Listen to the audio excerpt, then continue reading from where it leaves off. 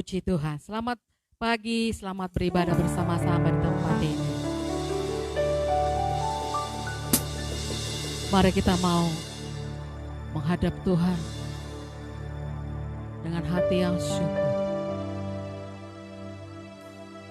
sehingga kita bisa menerima segala kebaikan Tuhan, anugerah Tuhan, bahkan hadirat Tuhan memenuhi setiap kehidupan kita.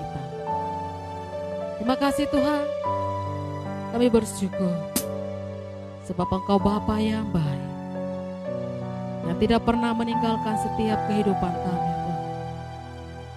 Kami bersyukur Tuhan buat kasih setia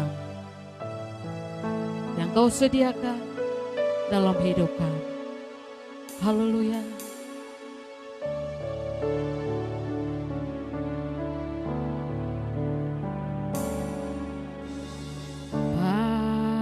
Bapa, Kau setia.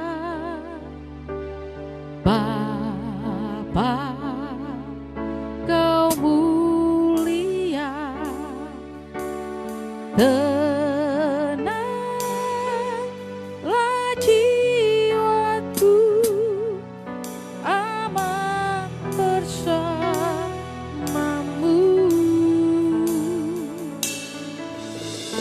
Lebih dari harta, Kaulah segalanya. Tenanglah jiwaku dalam hadirat-Mu.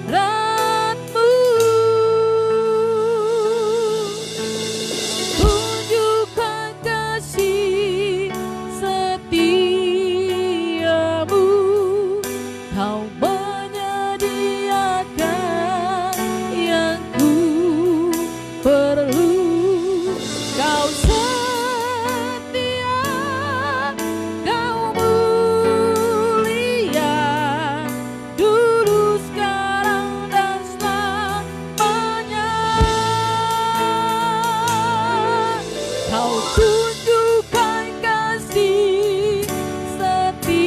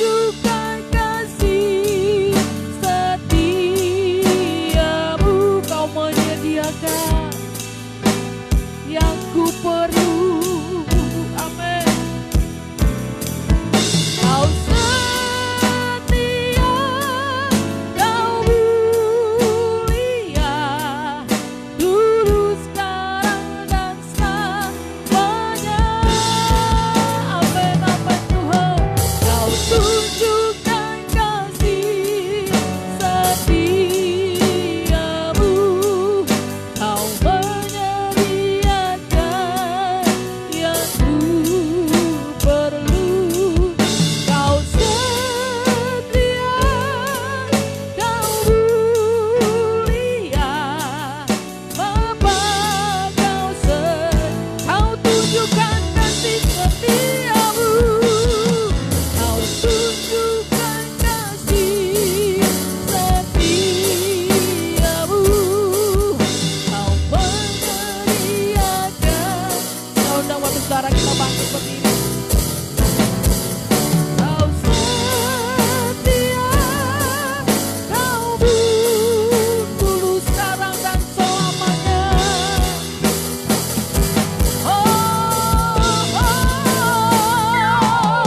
Kau tunjukkan kasih setiamu, kau menyediakan yang ku perlu.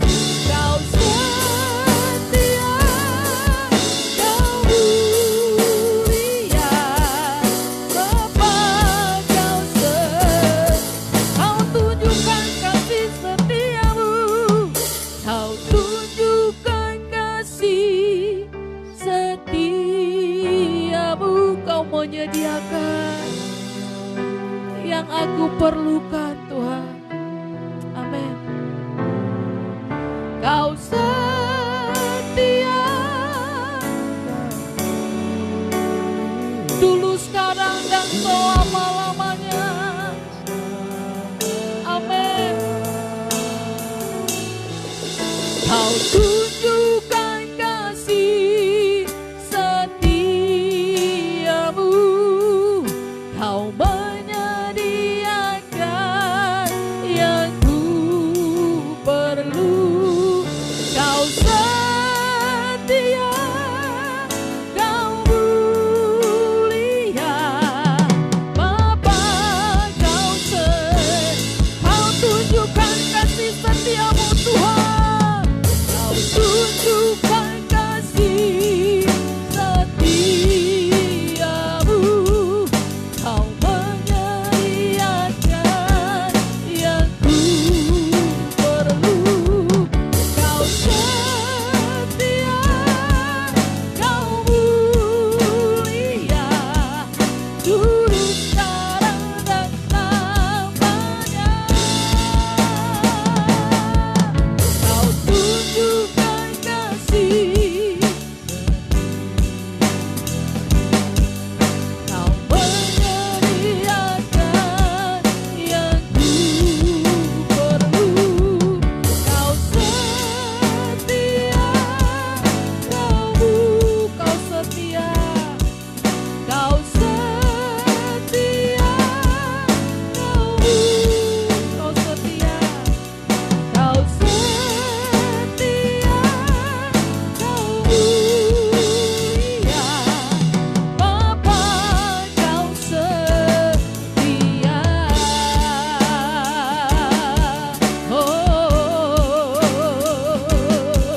Kau Bapa yang setia, kau Bapa yang baik, kami bersyukur,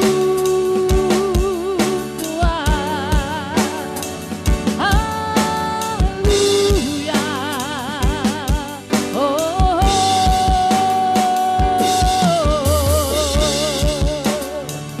Glory bagimu, Tuhan. Glory bagimu, Yesus. Haleluya. Kau Bapa kami yang baik, kau Bapa kami yang setia. Kau tunjukkan kasih-Mu, Tuhan, dalam hidup kami. Haleluya. Terpujilah Engkau, Tuhan. Terpujilah Engkau, Yesus. Kaulah segala-galanya. Kau segala-galanya dalam hidup kami. Haleluya.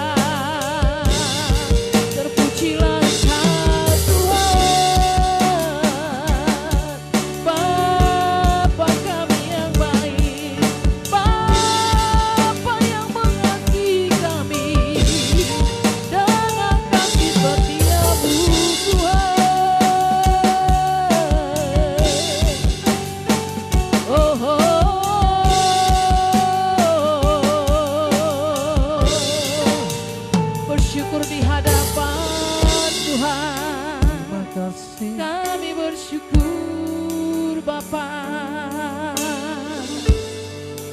Ada Allah yang seperti-Mu Tuhan, Allah yang mengasihi kami, tak pernah tinggalkan kami walaupun sedetik. Kasih setia-Mu Tuhan menyertai hidup kami. Oh, oh.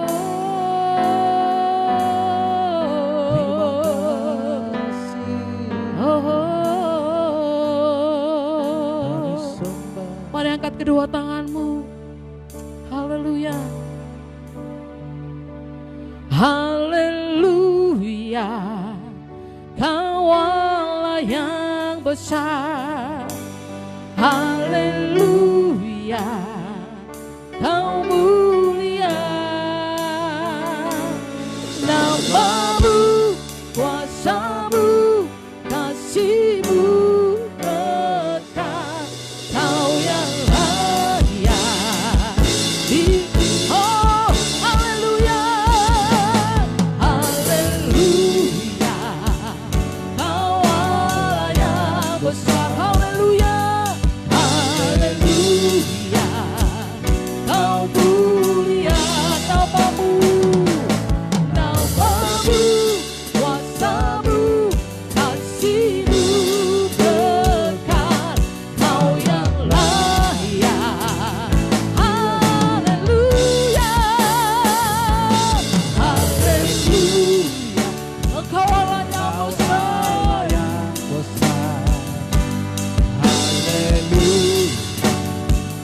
Kau mulia. Namamu, kuasamu, kasihmu dekat.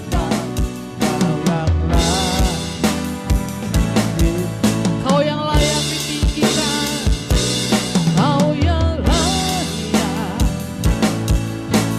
Kau yang layak.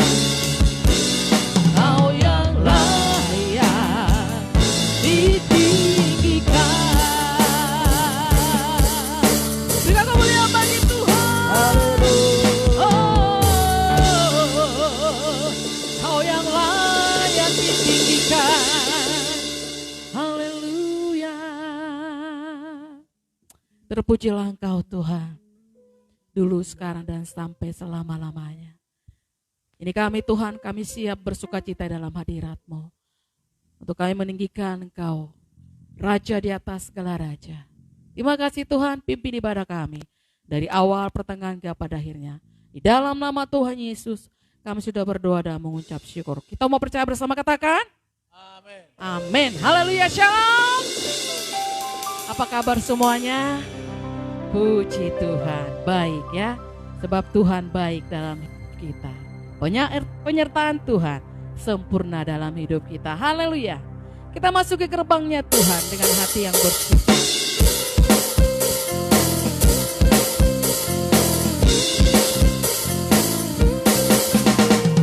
Masuk gerbangnya bersyukur dengan penuh pujian, bersuka di hadiratnya, nyanyi besarkan agung namanya, pujian ikhlas sangka kalah, musik tataria, semua makhluk di bumi di surga dengan senang hati naikkan pujian. Tuhan baik,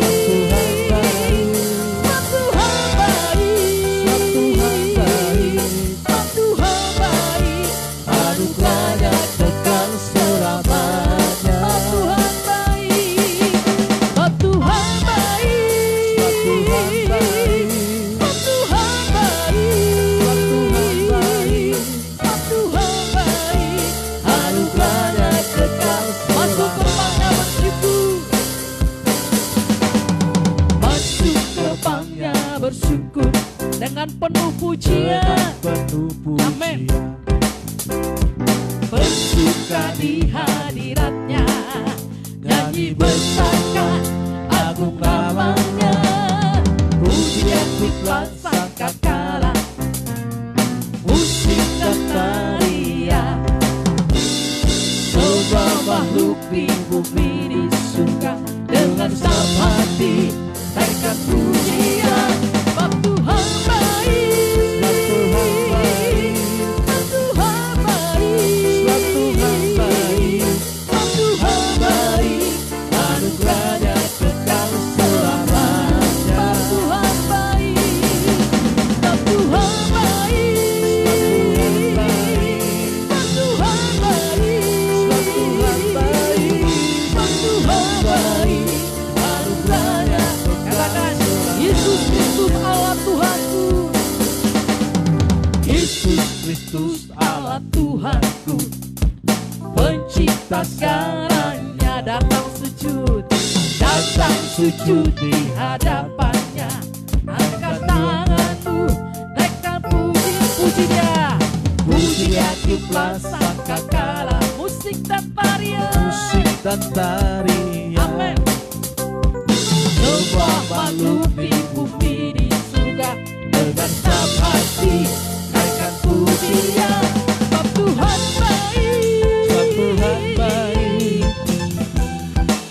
sebab Tuhan baik, sebab Tuhan baik, anugerahnya kekal selamanya. Sebab Tuhan baik, sebab Tuhan baik, sebab Tuhan baik, sebab Tuhan baik, sebab Tuhan baik, sebab Tuhan baik, anugerahnya kekal selamanya.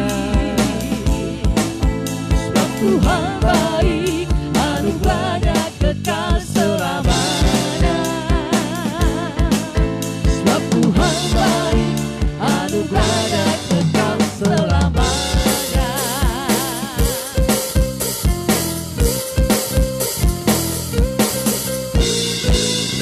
Berikan kemuliaan bagi Tuhan. Sebab Tuhan kita baik, amin. Masih kuat berdiri? So pasti, masih muda-muda kok ya kan? Ya, Tuhanku maha besar. Kita mau serukan nama Tuhan. Bang Yesus raja di atas segala raja.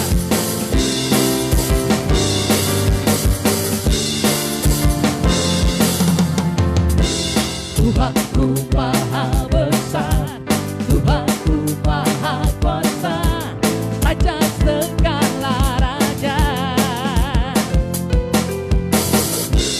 Dia takkan tergoyahkan, dia takkan terkalahkan, dia hidup dan berkuasa. Mari serukan namanya, serukan namanya, Yesus Tuhan Raja.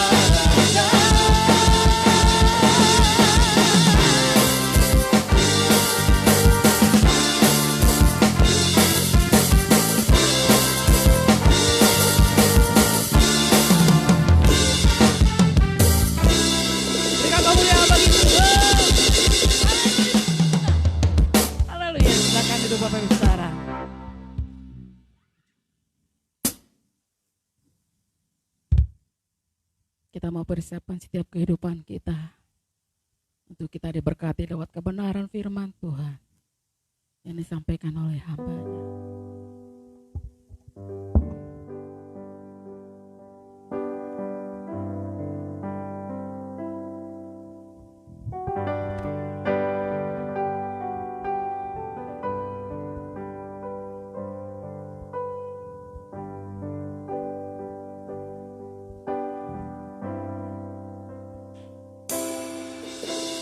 Kuasa-Mu nyata di dalam kelemahku, kekuatan-Mu menopang seluruh hidupku. Dari mana datang pertolonganku? Hanya Yesus pertolonganku. Engkaulah sumber kekuatan hatiku, tempat persembunyianku.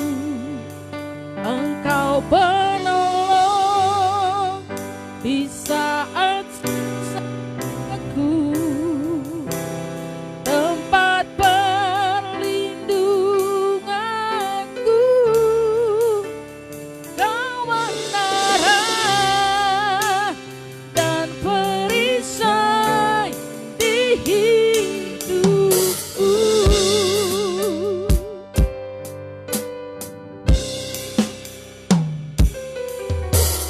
Kuasa-Mu nyata di dalam kelemahanku, kekuatan-Mu menopang seluruh hidupku. Dari mana datang pertolonganku? Hanya Yesus pertolonganku. Engkaulah sumber kekuatan hatiku, tempat persembunyianku.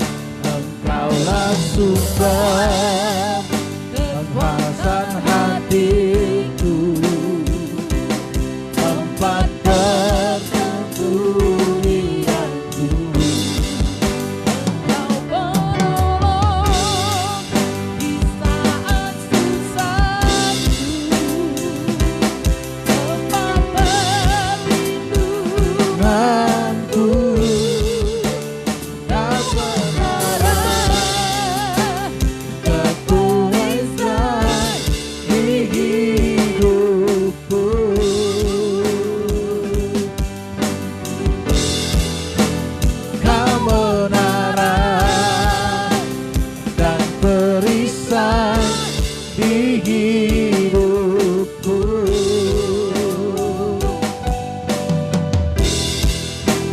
Kau menara dan perisai di hidupku.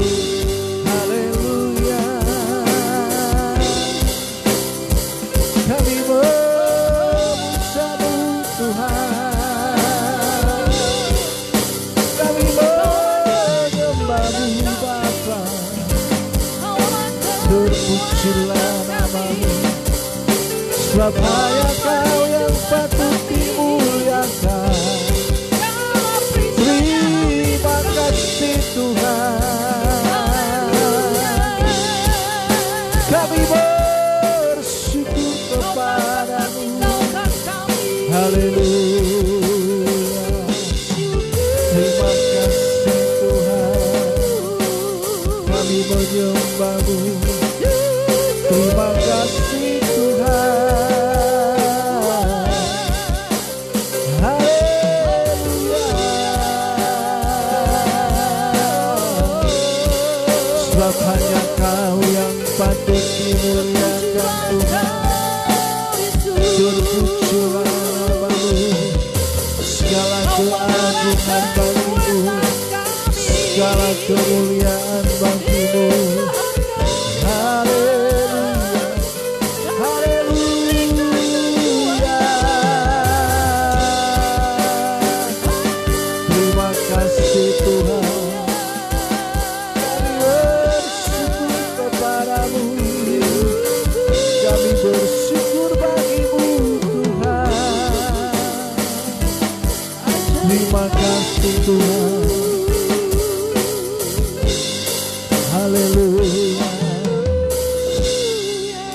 Terima kasih Tuhan, Engkau memberi kekuatan hatiku, tempat persembunyianku. Engkau penolong di saat susahku, tempat perlindunganku. Kau menara dan perisai di hidupku.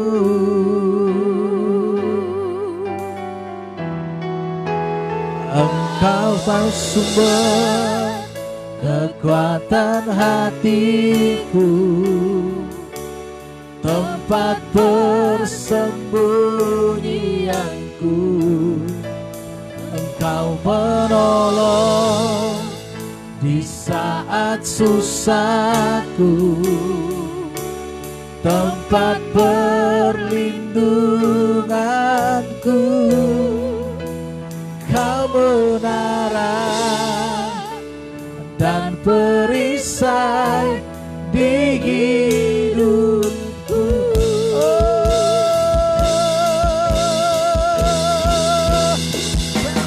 Sumber kekuatan hatiku,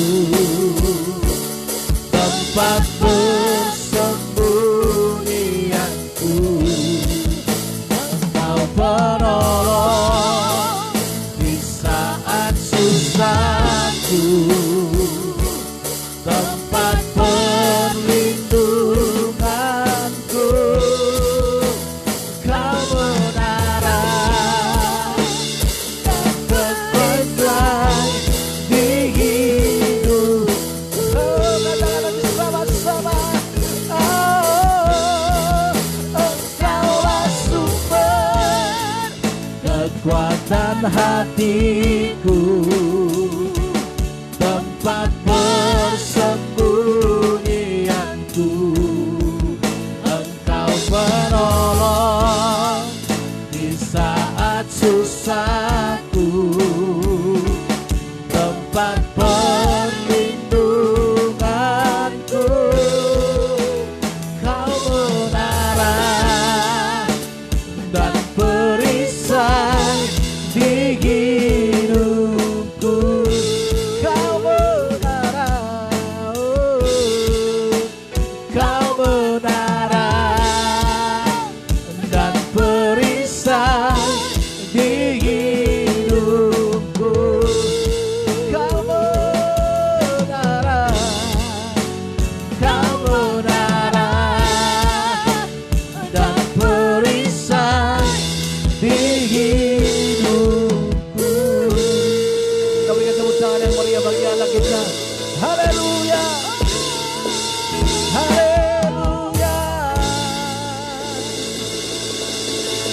Kami bersyukur kepadamu ya Tuhan kami yang ajaib, yang mulia, Allah kami yang agung, yang teramat baik dan sungguh baik dalam kehidupan kami.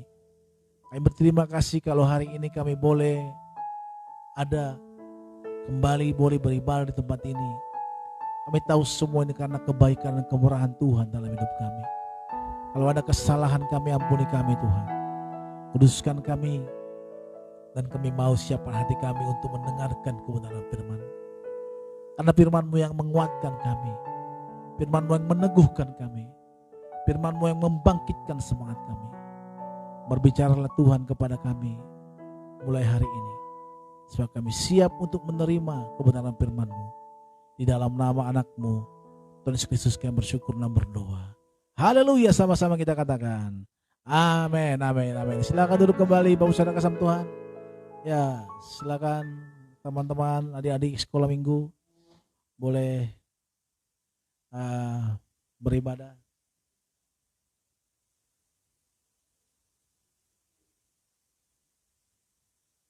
Ya, puji nama Tuhan, bersama Tuhan. Saya kasih tema buat kita semua adalah lolos dalam ujian. Ya. Lolos dalam ujian. Jadi Bapak Saudara, bukan saja SIM yang saudara bisa lolos Bapak Saudara ujian, tetapi baiknya juga kerohanian kita, iman kita juga bisa lolos dalam saat ujian. Dalam Keluaran 14 ayatnya 4 dikatakan, ayatnya ke-16, Keluaran 16 ayatnya ke-4 dikatakan seperti ini. Lalu berfirmanlah Tuhan kepada Musa, sesungguhnya aku akan menurunkan dari langit hujan roti bagimu, maka bangsa itu akan keluar dan bermungut tiap-tiap hari sebanyak yang perlu untuk sehari. Supaya mereka kucoba apakah mereka hidup menurut hukumku atau tidak. Saudara kasih Tuhan, sering kali kita beranggapan karena kebaikan Tuhan, karena kasih Tuhan, kita ini tidak pernah mendapatkan ujian. Jadi orang-orang percaya, orang-orang Kristen sekarang ini merasa bahwa Tuhan tidak mau menguji kita karena begitu baiknya Tuhan, sayangnya kepada kita. Saudara kasih Tuhan, menurut ayat ini bahwa Allah sendiri memberikan ujian kepada kita, tentunya Bapak Saudara kasih Tuhan, pada saat kita mengalami apa? Mengalami ada satu kekuatan yang diberikan Tuhan kepada kita atau satu kepercayaan. Nah, di sanalah kita apakah iman kita kuat atau tidak. Sebab dalam Keluaran 16 ayat 4 ini dikatakan, lalu berfirman Tuhan kepada Musa, sesungguhnya aku akan menurunkan dari langit hujan roti bagimu. Maka bangsa itu akan keluar dan memungut tiap-tiap hari sebanyak yang perlu untuk sehari, supaya mereka kucoba apakah mereka hidup menurut hukumku atau tidak. Jadi mereka bersama Tuhan, dengan Tuhan memberikan hujan roti dari langit, Tuhan sedang menguji mereka. Sebab Bapak Saudara kasih Tuhan, ya, orang Israel ini begitu tegar tengkuk. Mereka sangat-sangat tidak pernah menghargai apa yang Tuhan berikan kepada mereka. Mereka sudah melihat laut terbelah, bagaimana tulah-tulah yang datang menyelamatkan mereka. Tetapi mereka bisa lolos dari tulah serta dari amukan, dari kejaran tentara-tentara Mesir pada masa itu. Tetapi bersama Tuhan, pada saat mereka kekurangan sesuatu, mereka langsung memberikan protes kepada Tuhan, bahkan kepada Musa. Jadi mereka ini kadang gara-gara sebuah titik dikatakan perumpamaan, maka rusak susu sebalanga. Jadi karena sedikit permintaan mereka yang tidak Tuhan belum berikan, maka mereka langsung bersungut-sungut, langsung memberikan satu pernyataan langsung marah-marah. Kenapa bersama Tuhan? Karena mereka tidak bisa menghargai apa yang Tuhan berikan. Oleh karena itu pada saat mereka keluar dari tanah Mesir, bersama Tuhan di padang gurun, Tuhan menguji mereka. Apakah mereka ini taat kepada firman Tuhan atau tidak. Bapak saudara kasih Tuhan, terkadang berkat-berkat yang Tuhan berikan kepada kita, bahkan kepercayaan yang Tuhan berikan kepada kita, itu juga bukan hanya saja berkat Bapak saudara kasih Tuhan, tetapi itu juga bisa merupakan suatu ujian terhadap kita. Apakah kita bisa lolos dipercayai terhadap apa yang Tuhan percayakan kepada kita. Ini merupakan hal yang dialami oleh bangsa Israel. Maka Bapak Tuhan, sangatlah kita salah apabila kita berkata bahwa Tuhan itu tidak menguji kita. Dia menguji kita. Tentu pengujiannya supaya kita bukan berarti untuk mencelakai, tidak. Tetapi menguji kita, apakah kita adalah orang yang taat atau tidak terhadap firman Tuhan. Bapak saudara kasih Tuhan, tentu ini merupakan satu kebenaran yang perlu kita sikapi Bapak saudara. Kalau hal ini kita imani di dalam kehidupan kita dan kita imani terhadap perjalanan iman kita, maka kita akan bisa melewati hari-hari kita dengan sukacita, menjalani hari-hari kita dengan sukacita. Kenapa? Karena kita tahu kalau kita mengalami ada satu masalah pergumulan mungkin yang sedang kita hadapi dalam pekerjaan kita, dalam kehidupan kita sehari-hari, tentu itu membuat kita memikir, ini ujian bagiku. Kalau ini ujian, apa yang kita lakukan bersama Tuhan? Pasti kita semangat. Seorang yang rajin sekolah bersama Tuhan, kalau dia contohnya dia suka belajar ya. Kalau namanya ujian bagi dia itu happy. Betul gak sih? Tapi kalau kita malas sekolah, ujian itu merupakan setan yang datang kepada kita. Ada setan nih. Kita ujian, kita akan stres. Kenapa? Karena kita gak pernah belajar.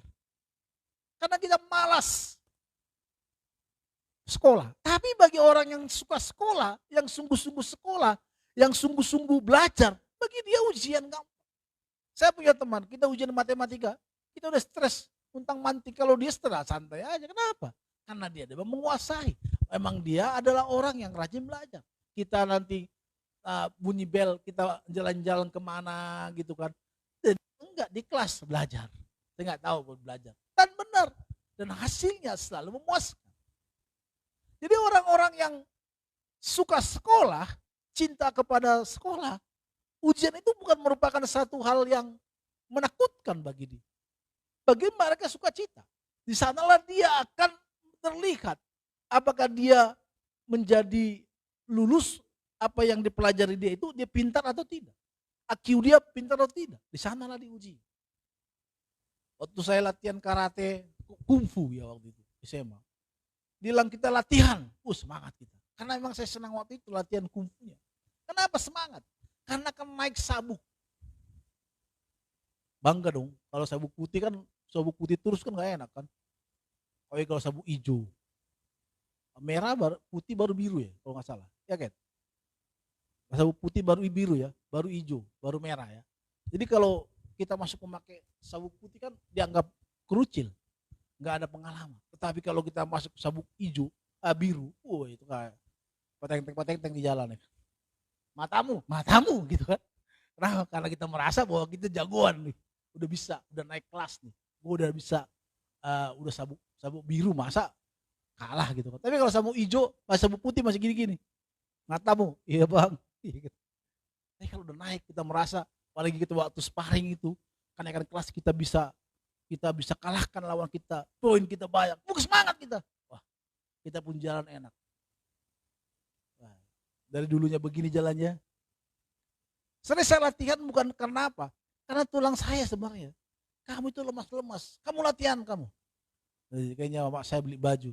Dari jalannya begini dulu kan, cungkring gitu. Akhirnya sekarang agak berjalan begini gitu. Kenapa? Karena latihan. Latihan kungfu waktu. Jadi kalau setiap kenaikan kelas, kenaikan sabuk, kita bangga. Cuma waktu itu saya sampai sabuk biru sih. Udah biru nggak? Putih ke biru atau ke hijau, antara itulah. Kalau salah dikoreksi ya. Pokoknya kalau naik tingkat itu kita merasa bahwa kita ini punya ilmu gitu. Kita ini pasti merasa kita disegani orang lain. Tapi kalau kita tetap di sabuk putih itu, beda kan. Sabuk putih dengan sabuk hijau juga udah beda pelajarannya. Kalau di sabuk putih contohnya kata satu, hup, hup, hos, kan gitu kan. Kalau di sabuk putihnya. Tapi kalau dia udah sabuknya naik, beda. Latihannya udah beda, udah kakinya udah bisa naik ke atas. Udah kayak Bruce Lee. Tinggal keluar suaranya belum keluar gitu. Itulah orangnya apa? Kalau naik kelas. Kalau sabuk putih kan masih belajar kuda-kuda, 1, 2 gitu kan. Baru belajar belajar kangkang gitu sampai kakinya yang nggak bisa sampai bisa kayak bisa itu. Kalau sekarang ya udah patah pasti langsung nggak bisa jalan dia kan. Karena karena karena kekuatan makanan yang begitu kuat menerjang gitu kan. Dan perutnya udah kemana-mana, udah susah gitu. Dan kalau ditanya mau lagi nggak Pak? Enggak lah, udah mendingan mager gitu kan. Tapi senang kita. Kalau naik tingkat, ada nih. Nanti ada apalagi dikasih promo. Nanti kalau lagi bagus, bisa karena kita afiliasinya ke Jepang gitu. Nanti bisa dikirim ke Jepang. Akan latihan. Semangat lagi kita. Ya enggak? Betul kan? Waktu kami di STM itu ada iming-iming setiap yang juara akan dikirim ke Jerman. Di Jerman itu akan belajar mekanik dan ada beberapa senior-senior kami pulang, termasuk guru kami waktu itu ada yang tamatan dari Jerman. Jadi mereka belajar tentang mobil, bukan mobil-mobil saja mobil Jepang, tapi mobil Eropa. Eropa itu kan lebih susah apanya? Lebih susah komponen-komponennya. Yaitu kalau mobil Jepang masih bisa kita lihat, oh ini ke sini pengapiannya ke sini. Tapi kalau dia mobil Eropa, ini kemana nih? Tiba-tiba di sono kan. Andika pasti tahu itu kan. Susah kalau mobil Eropa itu agak susah. Dan lebih ribet. Kita sedikit aja, kalau kita contohnya bawa mobil Eropa, sedikit aja nggak pas. Contohnya ada baut, ada apa yang kurang pas. Itu mobil nggak hidup. Nah, kalau mobil Ono kan hidup aja, gitu kan. Suaranya juga apalagi tuh gitu. Kalau ini enggak halus, gitu. Dan komponen itu susah, agak sulit. Dan ngelihat mesinnya itu kayak zaman dulu itu tahun 2009. Iya, 97 ya. 97 itu 90-an itu 93, 94, 95. Saya STM itu kita udah memakai STM kami itu udah memakai tekniknya apa udah belajar mesin Eropa. Wah, itu lebih. Jadi kalau dulu masih pakai karbu, ya kita sudah pakai mempelajari pakai pengapian, pakai kelistrikan. Kalau sekarang tuh kan motor-motor sekarang itu udah kelistrikan, udah nggak pakai karburator. Coba pegang dulu, pegang di apa ya gitu di stud, ditahan itu gitu agar belum membakar. Kalau sekarang motor-motor sekarang nggak gitu lagi. Dia udah pakai pengapian kelistrikan. Maka sedikit salah, semua anak riset. Makanya kalau motor kita sekarang agak berewet, kadang Bapak di-reset dulu motornya. Di-reset, emang handphone gitu kan. Emang harus di-reset karena dia bukan bagian lagi dari karburator ini. Di perusahaan Tuhan kalau kita waktu itu kita kalau kelas 1 kelas 1 STM lah contohnya. Kita tuh masih praktek, masih menggambar gitu. Tapi nanti dibilang udah dikasih tahu, nanti kalau kita masuk kelas 2 udah kita nanti memegangin semangat kan kita sekolahnya. Walaupun gak semangat juga sekolahnya gitu. Saudara, dalam Tuhan juga begitu. Tuhan berkata kepada Musa bahwa orang-orang Israel ini harus diuji. Sejauh mana mereka taat kepada firman Tuhan. Dan kita juga hari ini juga kita pun diuji. Pujian Tuhan bukan untuk mencederai kita, mencelakai kita, tidak. Tetapi ujian Tuhan untuk menaikkan level kita. Sejauh mana kita taat kepada firman Tuhan. Itu harus ada Bapak Saudara. Jadi kalau kekristenan kita hanya sekedar ikut Tuhan,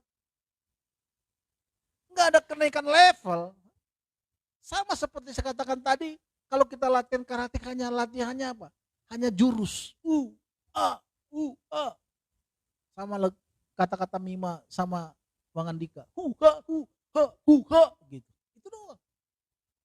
Belum ada sparring yang lebih naik kelas atau promosi, apalagi nanti mungkin sabuknya udah tinggi dan lain kan. Tahu hitam. Wah, itu lebih ngeri lagi. Udah mungkin promosinya akan terbang ke sana. Karena apa? Karena dia telah mencapai profesor. Profesor dalam hal itu. Nah, Tuhan dalam Tuhan juga jangan kita salah. Tuhan juga memberikan ujian kepada kita. Sejauh mana taatnya kita kepada firman Tuhan. Maka bersama Tuhan bagi orang yang mau lolos ujian yang pertama adalah harus belajar. Tentu dengan teori. Nah, kita saat ini ibadah ini belajar firman. Di rumah juga Bapak Saudara harus belajar firman. Enggak mungkin Bapak Saudara bisa lolos ujian kalau enggak pernah belajar firman. Belajar. Walaupun mungkin belum dapat, ya dipelajarin aja. Dengan kita duduk diam seperti ini dan belajar firman. Mengerti firman. Oh, ini maksudnya ini ya. Waktu saya jadi jemaat, saya banyak hal yang saya tidak tahu. Saya baca firman, nggak tahu ya. Apa sih maksudnya ya? Tapi pada saat saya ke gereja, ada pendeta membahas firman. Oh, maksudnya itu ya. Nah, belajar itu kan nggak hanya kita sendiri, Bu. Kita harus ada juga partner. Ada juga media kita. Maka Bapak Tuhan kalau guru-guru sekolah minggu, waktu saya disuruh belajar menjadi guru sekolah minggu, kita harus pakai properti. Kenapa? Supaya anak-anak itu gampang menangkap. Maka bersama Tuhan ada sekarang namanya Superbook ya, di guru sekolah di YouTube sekolah minggu. Mereka pakai properti seperti karikatur membuat Musa, dan itu menarik perhatian dari anak-anak. Masuk Mima dan Yohan itu senang banget menontonnya. Kenapa? Karena dibuat seperti hidup, cerita. Nah, oleh karena itu bersama Tuhan dibuat, makanya belajar itu harus apa? Harus ada partner kita, harus dari orang lain. Terkadang saya pun sebagai gembala seperti sekarang ini, nggak semua saya banyak tahu, bahkan saya jadi dosen juga nggak tahu. Kadang saya sharing ke teman, oh maksudnya begini, oh ya gini bang, maksudnya bang. Oh gitu ya. Tapi kita nggak malu, saya nggak malu walaupun saya sudah bergelar MTH. Tapi kalau bertanya, contohnya nanya di YouTube, nanya ke teman, sharing, oh itu maksudnya begini. Bahkan teman kita di luar di bawah saya sekalipun dari kelas saya, kadang bisa mengajari saya juga, memberitahukan. Kalau itu malas, bukan masalah malas, tapi kadang kita nggak banyak semua tahu. Oleh karena itu kita perlu membuka seluas-luasnya wawasan kita untuk mengerti, belajar firman Tuhan. Sama Tuhan, maka perlu kita belajar. Perlu kita serap ilmu daripada firman Tuhan. Agar apa? Agar kita ini bisa dalam ujian kita lolos. Contohnya, kenapa kita harus belajar? Karena habis belajar tentu kita harus ada latihan. Zaman dulu kalau kita mau ujian Sepenmaru, zaman saya Sepenmaru, sekarang apa namanya? ST atau apalah, kalau seorang mengambil STPDN mau lulus SMA STPDN atau apa gitu ya, atau SMP mau masuk SMA plus gitu, itu ada guru-guru yang baik nanti memberikan soal-soal kepada kita untuk untuk latihan, dilatih. Nanti di sana soal-soal dilatih.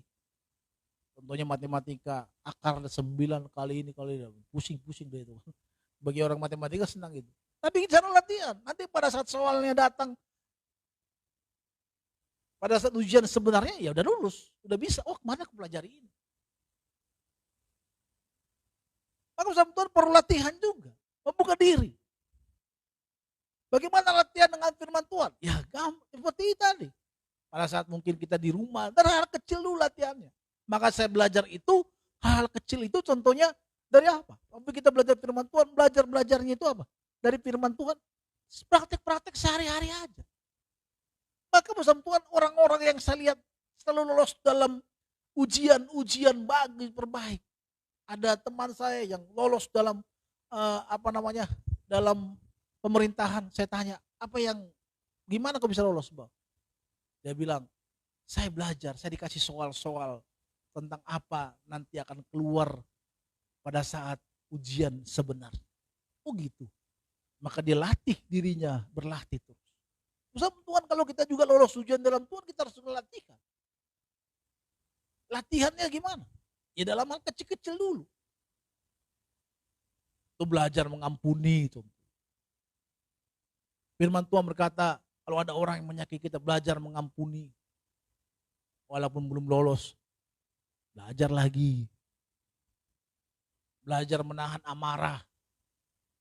Walaupun mungkin kita merasa benar. Tapi itu gak gampang. Itu belajar gitu kita ya dulu. Di rumah kita belajar sabar. Gitu. Karena di rumahlah sesungguhnya kesabaran kita itu diuji.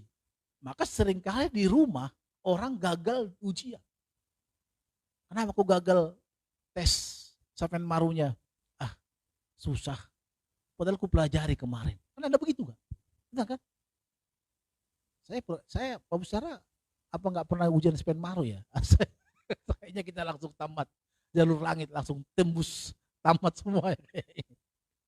Busara kayak ini apa berat khotbah saya ini? Berat kayaknya pagi-pagi gini. Tapi ini perlu Pak Busara.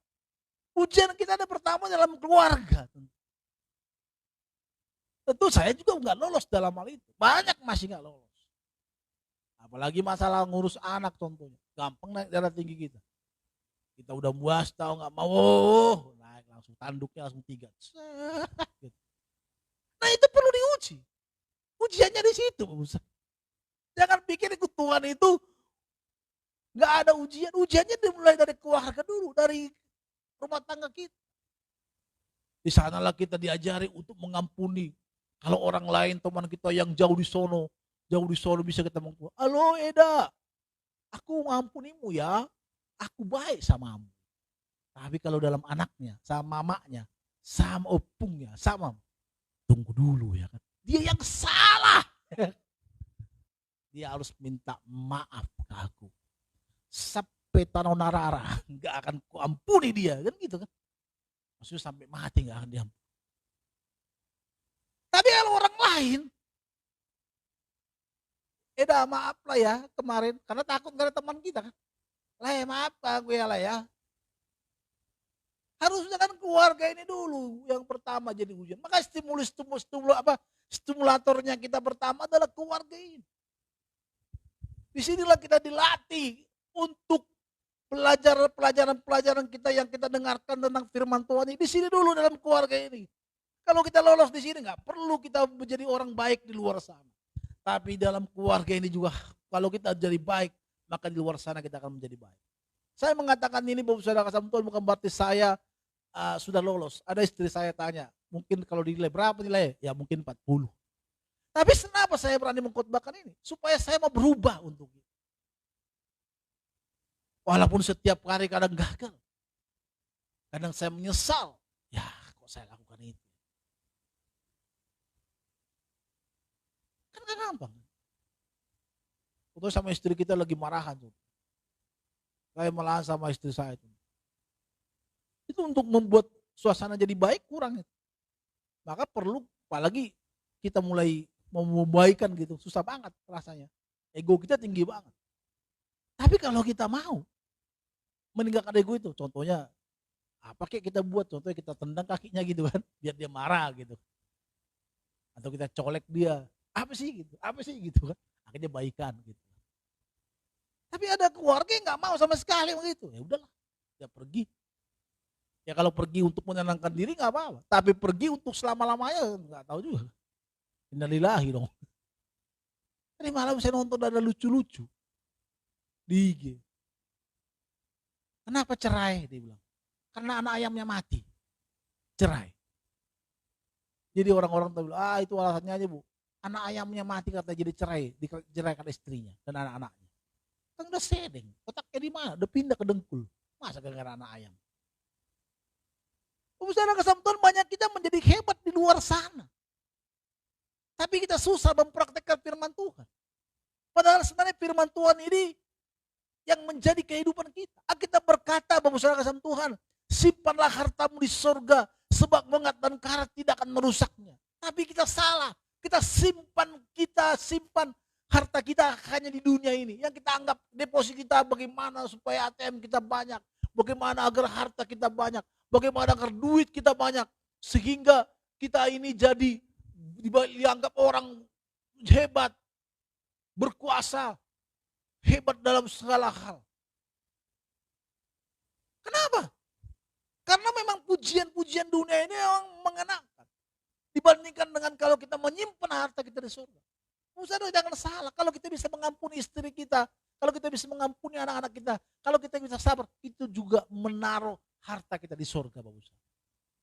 Jangan pikir menaruh harta kita di surga kalau jadi khotbah seperti ini, saya khotbah nih, inilah saya menaruh harta saya di surga. Ya ada, terus saya kasih persembahan banyak-banyak ke gereja, itulah menyimpan hartamu di surga. Enggak.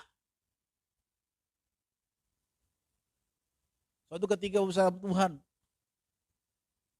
ada pendeta Korea yang jemaatnya ribu-ribuan. Ini kisahnya. Dan dia meninggal. Dan dia memang terkenal dengan sombong. Setelah dia jadi pendeta yang besar. Saya baca buku itu. Setelah dia masuk ke surga di belakang. Itu rumahmu. Tuhan, kok itu rumahku? Aku kan udah melayani di jemaat yang besar, yang ribuan. Mungkin malaikat bilang, sentil kuping. Gitu kan. Enggak lah, ini sekarang aja. Dia bilang, itu rumahmu itu pun. Karena waktu itu ada pengemis. Kau kasih jaketmu yang terbaik ke dia. Karena dia kedinginan. Itulah makanya ada rumahmu di situ. Enggak melihat bagaimana jemaatmu yang banyak. Maka bersama Tuhan saya mengatakan bahwa mengumumkan harta kita di surga itu. Mulai dari hal-hal kecil.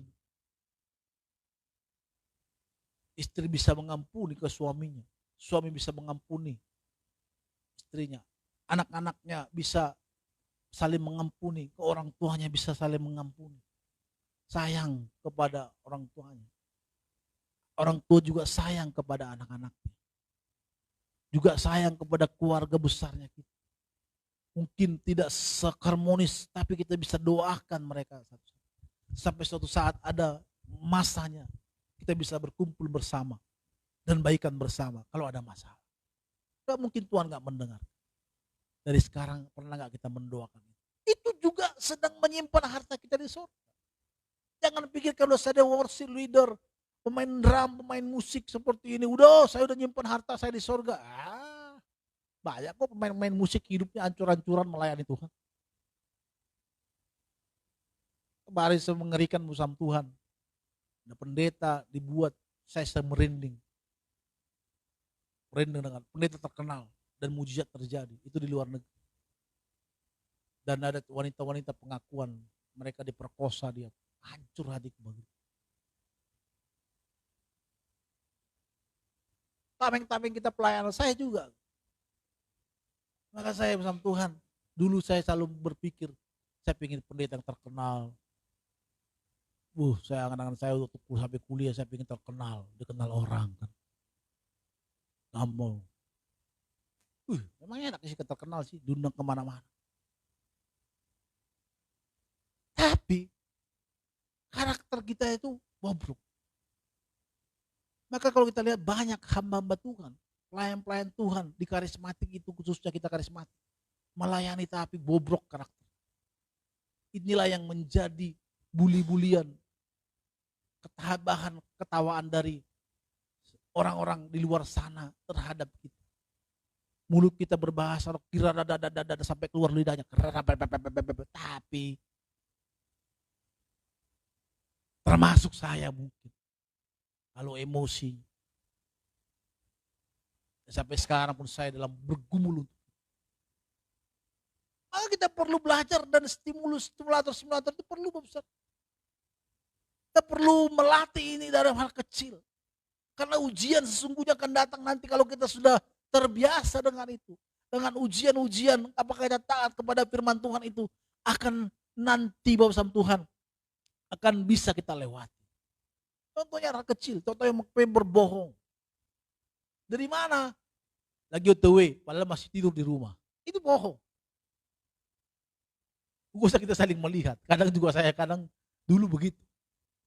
Tapi kalau sekarang kita belajar, mau ngomong apa nih? Ya bilang jujur, lagi di rumah, ketiduran, sore ketiduran. Tadi pagi sama Tuhan, Sabtu kemarin saya ketiduran. Saya WhatsApp japri orang-orang yang ikut doa pagi. Sorry Nang Buru, sorry Nang, saya ketiduran karena ngurusin istri saya tadi malam sakit. Saya kasih tahu. Bisa saya bilang untuk menjaga nama baik saya. Maaf ya, Bapak Saudara, Inang, saya ini tadi ada masalah sedikit ya kan? Bisa. Tapi saya mencoba jujur dalam hal ini. Kenapa? Karena ini membersihkan hati nurani saya. Masalah uang juga begitu. Masalah hal lain pun nanti. Kan Tuhan akan uji kita masalah uang. Tuhan kasih kita berkat yang banyak. Oh jangan salah. Mungkin apa? Mungkin. Oh nggak mungkin. Tuhan itu luar biasa, benar. Gampang sekali Tuhan memberikan kita berkat. Kalau dia sudah membuka berkat. Dia sudah buka jalan. Saya pernah mengalami itu. Kalau Tuhan sudah buka kita jalan. Gak ada seperti kata firman Tuhan. Kita akan seperti melimpah. Seperti orang kaya raya. Saudara pernah gak sih lihat seperti Don Juan? Don Juan itu orang kaya raya. Yang merasa semua milik. Kadang kalau Tuhan udah buka berkat, kita kadang seperti itu. Walaupun mungkin uang kita gak banyak. Tapi itu mengalir terus uangnya. Oh, mengalir. Kayak kekurangan kita. Makan kita juga makan yang enak-enak terus. Jarang ikan asin. Sampai kita rindu makan ikan asin. Ikan asin di mana ya? Susah carinya. Kadang kita bakar ikan asin. Saking kita karena rindu makan ikan asin itu. Wah itu. Tuhan kalau udah buka berkatnya. Dan saya banyak melihat. Dan saya pernah menyaksikan dalam diri saya. Bagaimana Tuhan kalau buka-buka berkat. Tapi kalau kita salah sekali. Dan itu saya alami. Itulah yang bisa membuat kita sampai sekarang tertati-tati terus. Maka bersama Tuhan saya gak perlu menghakimi kita. Ini contoh yang saya alami. Khotbah ini adalah khotbah yang saya alami. Bukan karena saya yang menuduh-nuduh Bapak besar. Dan dalam pergumulan saya sehari-hari pun ini masih tetap saya lakukan. Gak gampang memang. Dalam mempraktekkan firman Tuhan ini. Supaya kita lolos dalam ujian. Seperti yang Tuhan mau, apa kita turut firman. Kalau orang menyakiti hati kita. Saya Tuhan, dulu saya waktu worship leader, saya sering kali tidur di luar belakang. Main worship, haleluya, tidur di belakang. Teman-teman saya semua soundman. Kalau udah mau siap, bang, bangun. Rambut saya cakak-cakak. Suatu ketika sama Tuhan, ada seorang pendeta. Saya lihat dia duduk di depan terus. Setiap khotbah dia duduk depan.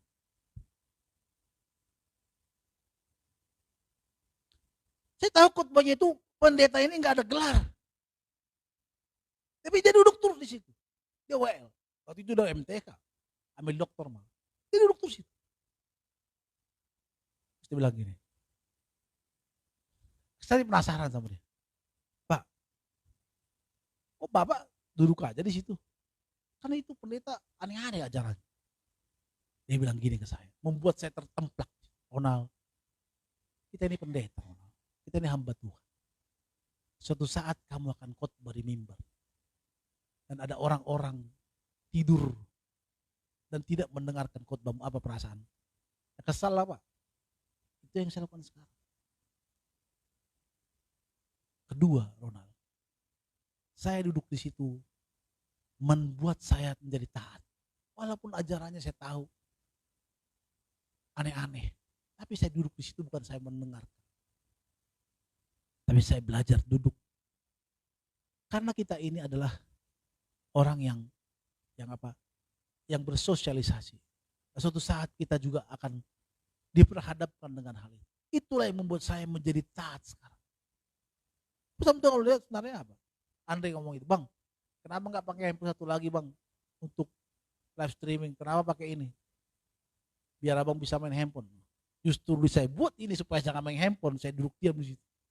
Kalau saya pegang ini main handphone tadi terus saya WhatsApp orang, ya kan? Lo bro, lihat status orang di sosmed, ya kan? Padahal Engkaulah Tuhan, kekuatan hatiku. Wih, si Anu udah mau kawin ini ya kan? Tempat perlindunganku. Gitu. Bisa tersinggung? Sama, saya juga tersinggung. Karena dulu saya mengalami. Apalagi zaman dulu Facebook kan. Facebook ya kan dulu apa? Belum banyak seperti sekarang orang main Facebook. Tahun-tahun 2000 berapa itu? 2003, 2000 berapa sini kan? Di Facebook itu 2000-an lah, tahun 2000 ya. 2003-an. Belum ada main Facebook. Kita masih dikit. Jadi status kita masih alay-alay. Mau tidur nih gitu. Zaman dulu kan masih gitu kan. Saudara yang mau Facebook. Kadang kenapa? Nongol di beranda saya, ada kenangan gitu. Jijik dengarnya. Bacanya gitu. Alay gitu. Aduh mau tidur nih. Aduh capek banget hari ini. Ustaz ngapain sih gitu kan. Waktu itu belum banyak yang main Facebook gitu. Dalam hatiku. Aduh. Di suatu saat di radio saya dengarkan dia bilang, apa sih yang terlucu di hidup lu waktu main Facebook zaman dulu? Saya ketawa, ada orang bilang, tahu nggak Bang katanya, dia telepon. Ada satu tuh tulisannya yang ada gambar-gambar orang gitu kan, dianeh-anehin kan enggak sih? Mau tidur tuh, tapi kata-katanya ada titik-titik 2 di atasnya gitu kan. Terus alay gitu kan tulisannya gitu. Terus saya baca, ya ilah, kalau kita baca itu ya Tuhan gitu kan. Kenapalah aku terjerumus dalam status itu gitu kan. Untung nggak di-share gitu kan. Tapi banyak kan alay-alayan kita zaman dulu gitu. Kan gitu kan. Coba. Terus ngapain kita ibadah kalau begitu? Kalau mak saya bilang, nggak bisa kau duduk diam 2 jam doang kau di gereja itu. Pantatmu kayak ada kebakar. Emang setiap khotbah kan kabur kan? Gitu. Dia noleh ke belakang. Pas lagi khotbah dia noleh. Oh, dia kabur. Sampai di rumah baru dimarahin. Nggak bisa kau diam dulu 2 jam di situ. Karena kita tahu khotbahnya. Dulu belum seperti itu. Nggak bisa kau diam lupa ya. Di rumah keluarlah kata-kata mutiara. Nggak bisa kau 2 jam aja duduk diam. Duduk manis doang kau, nggak bisa kau. Langsung panas pantatmu. Ada rupanya api di tempat dudukmu itu. Gitu kan. Karena gitu kan. Kita nonton agak lain 2 jam. Pernah nggak kita panas pantat kita? Nggak ada. Duduk aja. Aku sama istri nonton agak lain. Nggak, posisi dudukku dari gini sampai 2 jam loh. Tapi kalau ibadah, doa, kayak ada api yang panas di sana di tempat tidur itu. Terus apa? Ngapain sih? Misalnya begini, Bapak gembala lagi nindir gua. Enggak. Kita sama-sama biar bertobat. Tujuan kita apa sih beribadah? Kalau dalam belajar pun kita nggak taat, gimana kita mau menjadi lurus dalam usaha? Usaha sama Tuhan. Coba deh, ini juga satu loh ketaatan kita. Jadi jangan pikir kita taat itu kalau nggak berzina, udah aku taat. Pokoknya kalau nggak nonton film-film yang nakal, aku juga. Iya benar itu. Tapi dalam hal-hal kecil seperti ini pun kita nggak taat, nggak mungkin kita bisa lolos dalam hal itu loh. Saya tahu terpancing, apalagi kita main handphone terpancing kita untuk melihat status sambil ibadah. Saya punya teman dulu. Haleluya, kira tiba-tiba handphone, halo gitu. Kita lagi masukkan roh gitu. Dia masukkan roh. Aneh-aneh. Gila dari kita, gila belum kiki gitu ada gitu. Sampai suaranya ada gitu. Cekik gitu kan ada gitu. Bahasa rohnya begitu. Tapi ada juga cekik. Tiba-tiba handphonenya bunyi. Halo. Lu ngapain sih lu kalau doa? Doa aja dulu. Matikan handphone. Stop. Handphonenya usut. Beda loh. Coba bersama kalau ibadah, matikan handphonemu, duduk manis, kusut, beda pulang. Tapi kalau sudah main handphone terus gitu, pegang sana, lihat status orang, Engkaulah Tuhan. Amin. Ngomong apa tadi ya?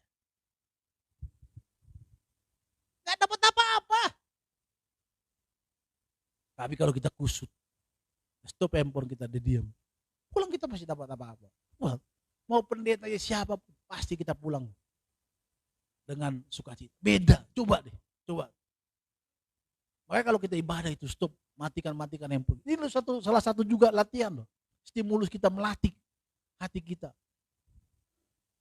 agar kita bisa menjadi lolos dalam hal ini aja dulu. Matikan handphone kita atau stop. Makanya saya buat live streaming ini. Kenapa? Karena memang sengaja supaya saya jangan utak-atik handphone. Kalaupun saya utak-atik handphone, khotbah saya yang persiapin khotbah. Mau Pak Noto khotbah di sini saya duduk diam. Bisa aja kan saya gembala, Pak Noto khotbah biar. Karena Pak Noto bisa aja karena saya sedang kasih khotbah, dia kan. Dan saya juga kasih kesempatan bisa. Duduk. Kenapa saya duduk di situ? Saya dengarin khotbah begini. Saya belajar taat. Siapapun khotbah saya bisa taat. Bisa saya bilang saya pergi. Kalau keluar main-main, saya ngajar ngapain? Keluar situ. Karena tapi apa yang mau saudara lihat dari hidup saya? Siapapun khotbah di sini nggak khotbah, tapi saya pulang saya dapatkan sesuatu. Maka setiap khotbah orang di sini mau Om Pingson, Pak Noto siapa, saya dapat sesuatu dari mereka. Kenapa? Dan penyembahan pun saya penyembah. Apalagi sekarang sudah lepaskan ini Andre pegang ini. Kalau dulu masih terbuka pikiran saya. Kalau sekarang saya udah menyembah, fokus ibadah. Biar Andre yang pegang. Kadang kalau sedikit baru saya pegang. Lebih enak saya sekarang. Kalau dulu kepecah pikirannya. Saya pulang kayak yang kurang. Kenapa? Karena nggak saya ikut penyembahan. Ini salah satu ketaatan kita loh. Ngapain kita? Jangan kita berpikir langsung Tuhan berikan saya ketaatan, kita taat. Nanti kalau udah datang apa antikris, nanti saya taat. Antikris apaan? Dalam hal ini aja kita nggak taat, gimana antikris? Oh, antikris datang, percaya tidak? Leher, golok di leher contohnya. Dalam hal ini nggak taat, gimana? Saya nggak nakutin. Kalau benar apa yang orang khotbah-khotbahkan, kalau dalam antikris itu, masa antikris, Tuhan izinkan kita hidup. Percaya atau tidak? Dalam hal ini kita nggak tahu. Sorry ya, siapa itu Yesus? Lah, aku nggak tahu kok Yesus siapa. Itu kan? Aku nggak tahu siapa Yesus. Yang kau layani itu gitu. Kenapa? Karena kita selama ini nggak pernah tahu siapa Tuhan. Karena kita nggak pernah menemukan Tuhan. Kita ke gereja. Tapi Pak harus ke gereja kita menemukan Tuhan. Yes. Gereja adalah salah satunya di mana kita bisa berjumpa dengan Tuhan. Kalau kita di rumah bisa nggak kita? Bisa. Tapi kalau kita di gereja menemukan. Karena setiap orang mengalami Tuhan. Adanya pada saat ibadah-ibadah. Di rumah itu hanya melatih lagi. Apa yang kita alami, kita latihan lagi. Coba. Ini salah satu ketaatan kita.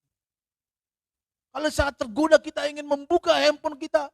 Tergoda kita ingin melihat status orang pada saat ibadah. Di sini juga salah satu mematikan kedagingan kita loh. Di sini juga salah satu kita sedang berlatih untuk mematikan kedagingan kita. Tidak terpengaruh dengan situasi luar. Tapi kita fokus sama Tuhan. Nah kalau itu udah mulai kita taat di sana. Nanti lama-lama kan taat. Mulailah. Dalam berbohong juga nanti kita. Ada orang. Udah di mana sekarang? Udah out the way. Padahal masih tidur. Kita bilang. Aku masih di rumah sorry ya. Aku tadi lagi banyak kerjaan. Gak enak ini. Aku tadi ketiduran. Emang salah kalau ketiduran? Cuma masalahnya kan gini. Kalau ketiduran itu kan. Orang pikir kesannya kita tukang tidur. Betul gak sih? Itu salah. Padahal orang ketiduran karena kecapean. Kalau orang ketiduran, nggak mungkin orang kalau nggak kecapean ketiduran. Ya memang ada orang yang ketiduran karena lebih enak tidur. Salah nggak salah ketiduran. Jadi saudara kan kalau ngomong ke saya contohnya, saya tanya di mana ketiduran sorry. Ya nggak apa-apa. Nggak salah kalau orang tidur. Tapi kalau setiap saat salah ketiduran juga salah.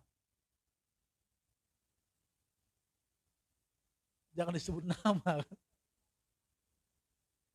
Tapi dia taat dia. Jam 9 on time datang di jam 9. Kan gitu. Tapi nggak pernah telat dia. Dia kan belajar. Kalau kita punya alasan tersendiri untuk kita belajar. Nah disitulah kita melatih. Menstimulus apa? Stimulatornya kita. Melatih diri kita di dalam apa?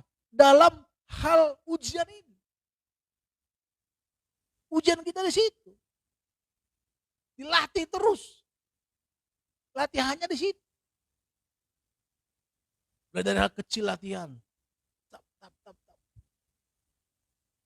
Sparring itu kan kalau kita masuk dalam cat ini, latihannya tuh dia latihan apa tuh?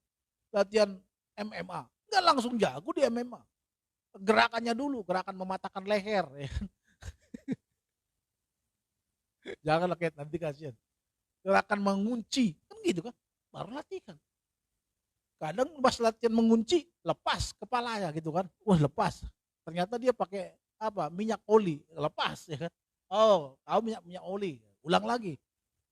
Wah, lepas tangan kita kurang kencang. Gitu. Latihan sampai pup, lengket. Enggak bisa. Oh, kalah, menang skate gitu kan gitu. Kan enggak langsung bisa dipiting langsung lengket. Enggak. Pitingnya mungkin kena di sini, lepas. Piting lagi kena di sini, lepas. Pitingnya pas di sini. Kecek lehernya, baru pas. Di situ. Jadi pas momen. Itu latihan. Dalam Tuhan juga gitu, mari kita latihan. Mulailah kita dari keluarga kita juga. Kita mulai dari keluarga kita. Kalau keluarga kita sudah kita latih terus. Latihan kita mulai belajar. Saya percaya suatu saat kita juga dalam hal besar, skala besar. Tuhan kasih kita berkat yang besar. Kita nggak jadi bonga di sana. Santai aja. Tahu jadi enak. Besaran Tuhan di sosmed ini karena sosmed luar biasa. Kadang ada orang-orang yang baru dapat mobil, contohnya dapat rumah, dapat mobilnya keren lah. Tapi dia posting, saya bukan di sini ya, Bu Saudara. Bukan di sini. Enggak di sini benar. Karena di sini belum ada yang mewah-mewah banget mobil kita, masih pas-pasan lah ya. Tapi mereka kata-katanya itu loh. Kenapa? Karena mereka tidak pernah melatih diri mereka dari hal kecil.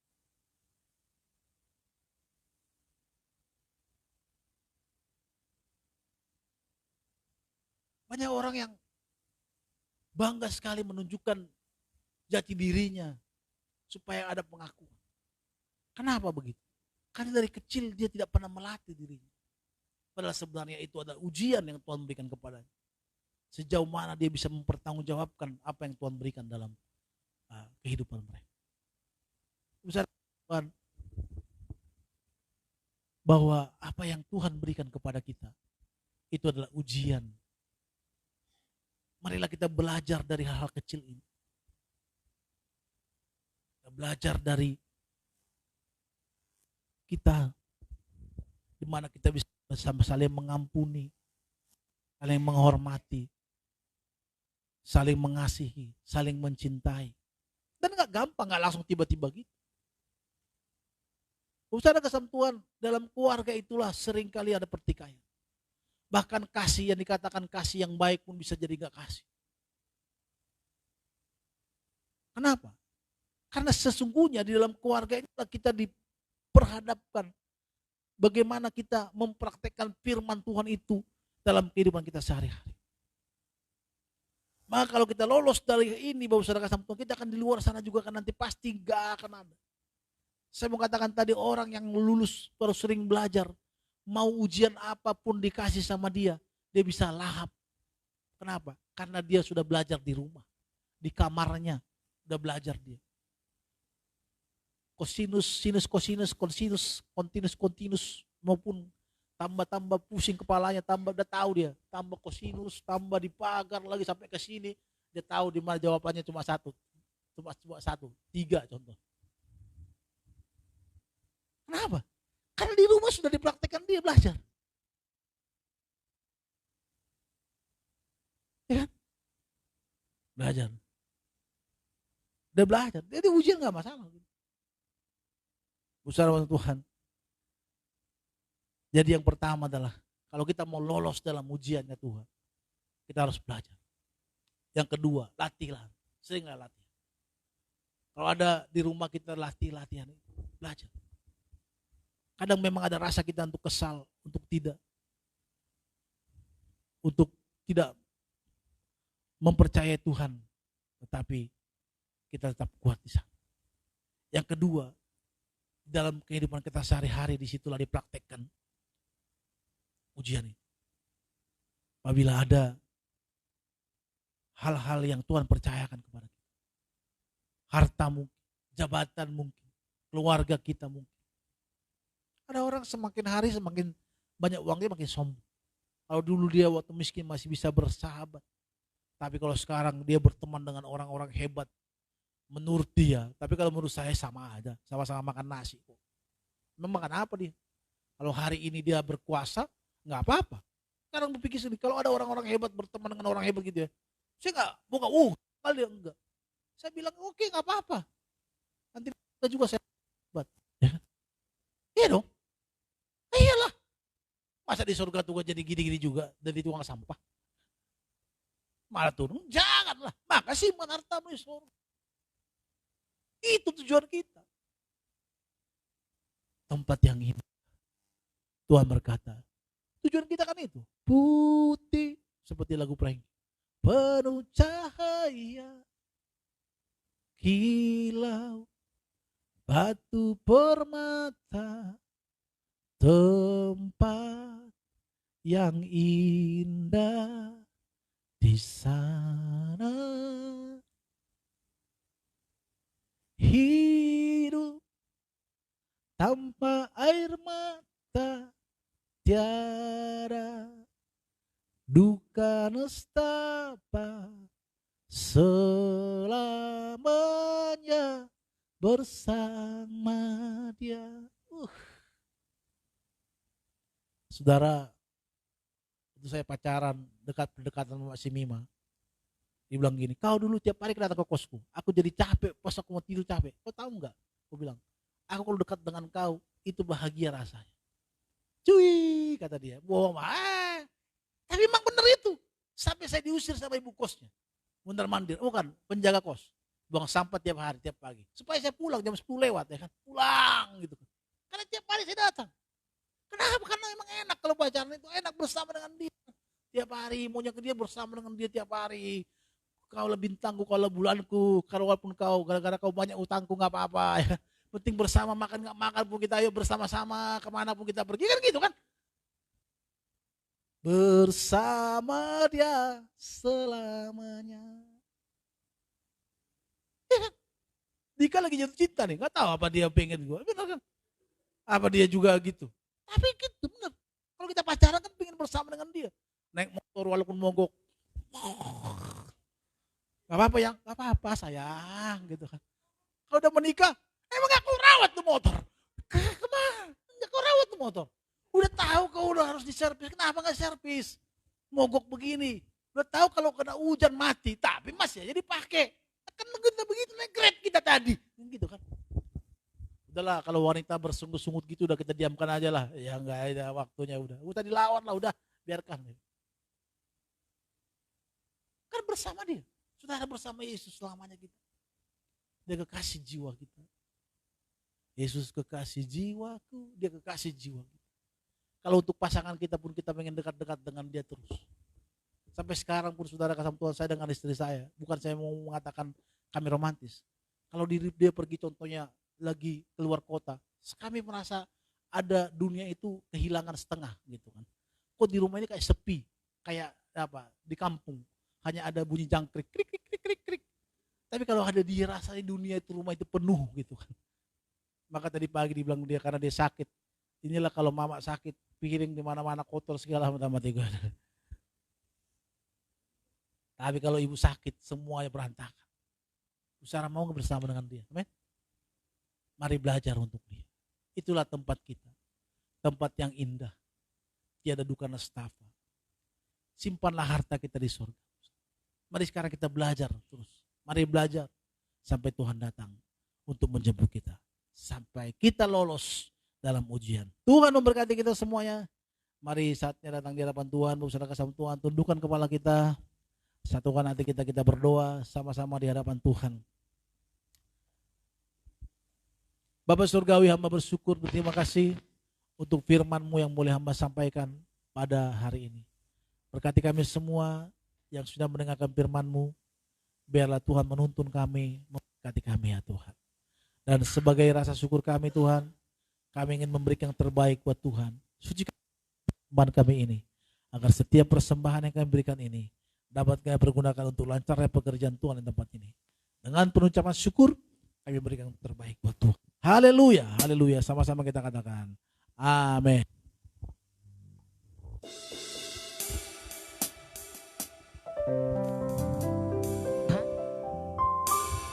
Tes, 1, 2, 3. Puji Tuhan, kita akan memberikan persembahan. Kita naikkan pujian kita, satu-satunya pengharapan.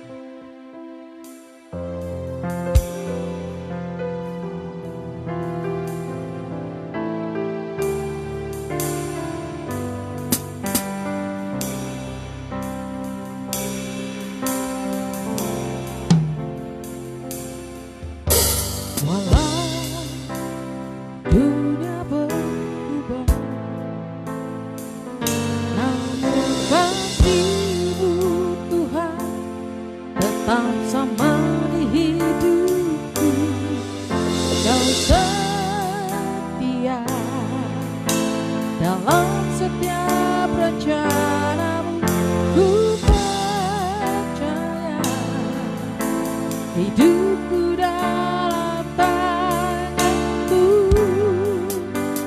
sampai detik ini.